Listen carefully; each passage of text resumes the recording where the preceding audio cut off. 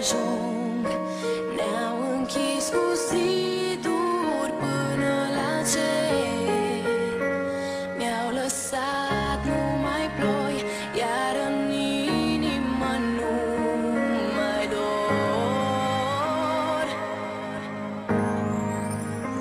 Te iubesc, rup din sufletul meu, vreau doar zâmbetul tău lângă mine.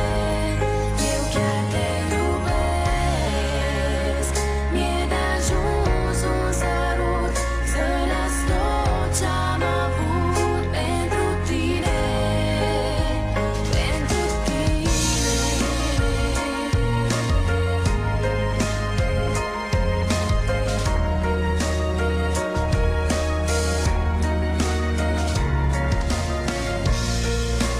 Lacrimi mi-au ajuns, prea mult le-am ascuns. Vreau să adorm lângă umărul tău, voi păși ușor peste ura lor. Ne-am ales din nou cu același destin. Mi-au lăsat numai ploi, iar în inimă nu mai dor.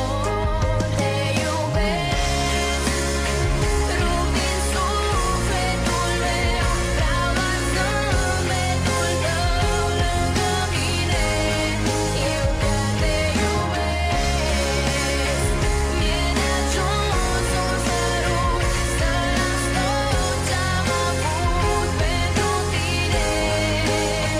Te iubesc, rup din sufletul meu, vreau doar zâmbetul tău lângă mine. Eu chiar te iubesc, mi-e de ajuns un sărut să las tot ce-am avut pentru tine, pentru tine.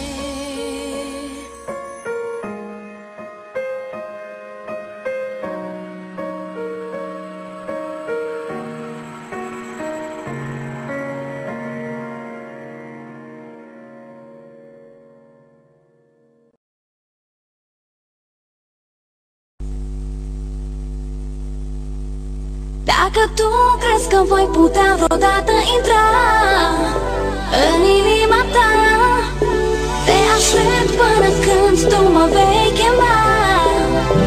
Nu vei regreta. Te iubesc și tu știi, ai rămas în sufletul meu. Te iubesc, tu nu știi că sufăr mereu.